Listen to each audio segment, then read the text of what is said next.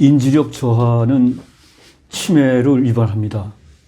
인지력 저하를 예방하고 방지하기 위해서는 크게 한 4가지 정도 중요한 점이 있습니다. 첫째, 뇌에 자극과 긴장을 줘야 됩니다.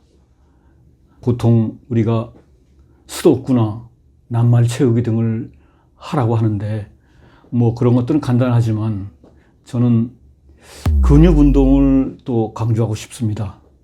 근육 운동은 혈관 흐름을 자극해서 결국 뇌의 혈류까지 자극하게 되고 그래서 뇌에 자극과 긴장을 주게 됩니다. 다른 하나는 왼손 사용을 조금 더 강조하고 싶습니다. 보통 우리가 90% 이상의 사람들은 다 오른손잡이인데 우리 몸에서 가장 안 쓰는 부위가 왼손이라고 합니다. 그래서 왼손을 쓰게 되면은 뇌에 자극을 주게 됩니다. 저도 지금 이 책을 쓰면서 시작하게 됐는데 양손으로 양치질을 시작했습니다. 보통은 오른손으로만 하는데 왼손으로 처음에 하니 굉장히 불편한데 불편하다는 게 결국 뇌에 긴장을 주게 됩니다. 뇌에 긴장을 주면은 그것이 인지력 강화에 도움이 됩니다. 둘째로 치매의 최대 위험 인자는 청력 저하입니다. 이 높은 소리를 듣는 습관을 버리고 들릴 수 있는 한 되도록이면은 낮은 소리로 듣는 버릇이 좋다고 합니다. 그래서 요즘 젊은 세대들은 높은 소리로 헤드폰, 이어폰을 많이 사용하는데 나중에 그것이 안 좋은 결과를 유도할 수 있습니다. 높은 소리로 말하는 것도 그렇고 듣는 것도 그렇고 청력 저하가 나중에는 인지 저하의 문제를 일으킵니다. 세 번째는 체중 관리입니다. 캘리포니아 주립대 연구 결과에 의하면은 과체중 환자는 뇌가 8년, 그 다음에 비만 있는 환자는 뇌가 16년이나 더 노쇠한다고 합니다. 그러다 보면 치매 가능성이 훨씬 높아지고 그래서 과체중과 비만을 관리하는 것이 치매에 도움이 됩니다. 다른 하나 중요한 사실은 햇빛입니다. 햇빛과 치매와 우울증의 관계입니다. 햇빛은 비타민C 생성에 도움을 주고 그 다음에 기억력 장애에 밀접한 관계가 있습니다. 햇빛이 부족하면 기억력이 떨어집니다.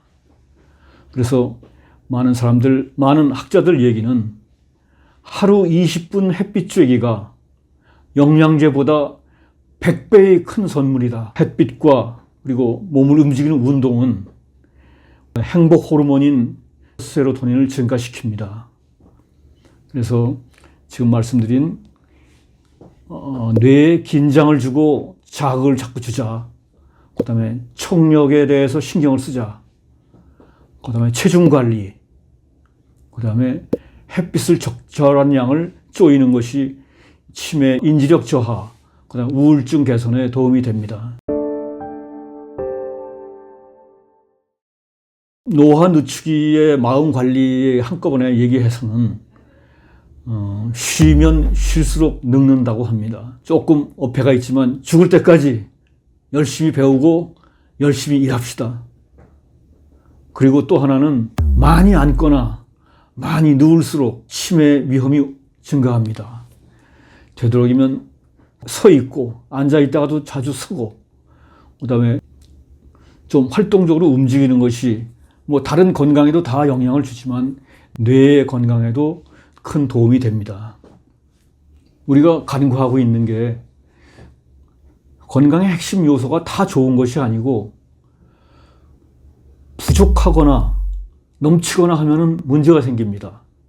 적절한 균형을 찾아야 되는데 그 중에서 특히 호흡을 하는 산소와 먹는 것, 음식, 그 다음에 움직임, 운동이 부족해도 문제고 넘쳐도 문제입니다. 하나씩 설명을 드리겠습니다. 산소는 생명의 필수입니다. 상식이죠.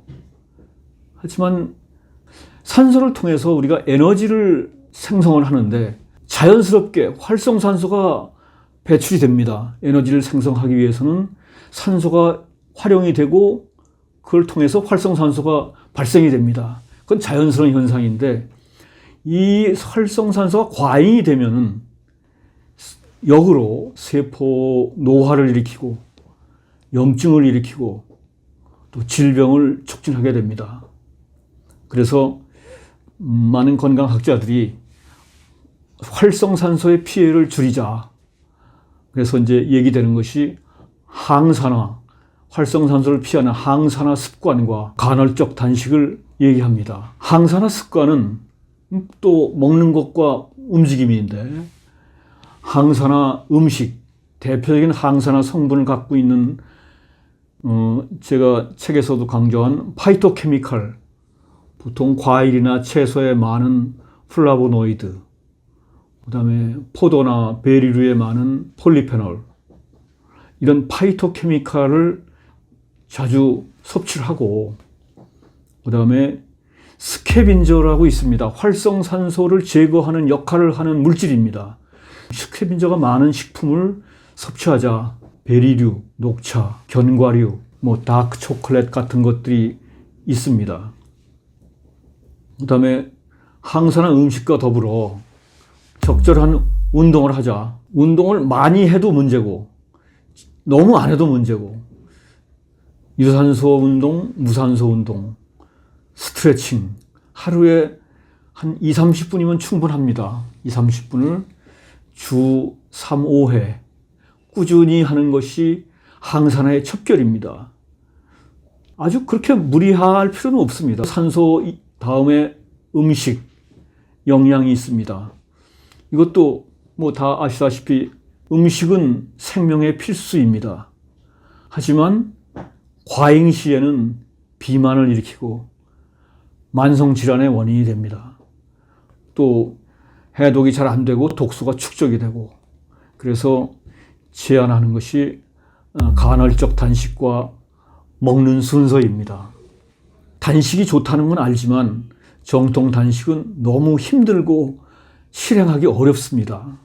그래서 제가 제안하는 것은 많은 사람들이 다 제시하지만 간헐적 단식이 아침에 한 끼를 건너뛰는 것 자체가 그것만 해도 훨씬 더 항산화 작용을 할 수 있고, 탄수화물을 가능한 한 나중에 먹는 방법, 이것이 만성질환, 특히 당뇨 예방에 큰 도움을 줍니다. 다음에 세 번째, 운동입니다. 원래 인간은 본능이 움직이는 겁니다. 그런데 편리한 현대 문명의 이기로 움직임이 많이 부족합니다. 그러다 보면 만성질환이 늘어나게 되어 있습니다. 그래서 피트니스 클럽에서 기구 운동을 하는 것도 좋지만 더 강조하고 싶은 것은 생활 속의 움직임입니다. 생활 속에서 움직임을 습관화하자. 이것은 제가 블루존 장수인들의 공통점에서도 아주 확연히 드러난 사실입니다. 생활 속에서의 움직임을 습관화하는, 간단한 앉기보다는 서기, 차 타기보다는 걷기, 엘리베이터 타기보다는 계단 오르기, 대중교통 이용하기, 이런 것들이 생활 속에서 습관화가 되면은 거의 운동의 효과의 70-80%는 소화할 수 있습니다. 사람의 본능은 또 좀 편하고 안락함을 좋아하기 때문에 이런 것도 싫어합니다. 귀찮기 때문에. 그래서 이것도 또한 귀찮음과 편안함의 사이의 균형과 조화를 이루어야 됩니다. 정리하겠습니다. 건강은 넘침과 부족함 사이에서의 균형과 조화를 추구해야 됩니다. 그리고 균형과 조화 속에서 건강이 피어납니다. 몸 상태를 꾸준히 관찰하면서 내 몸에, 사람마다 다르기 때문에 그 적정선이, 내 몸의 적정선을 찾고 유지하고 강화하는 지혜가 건강의 길입니다.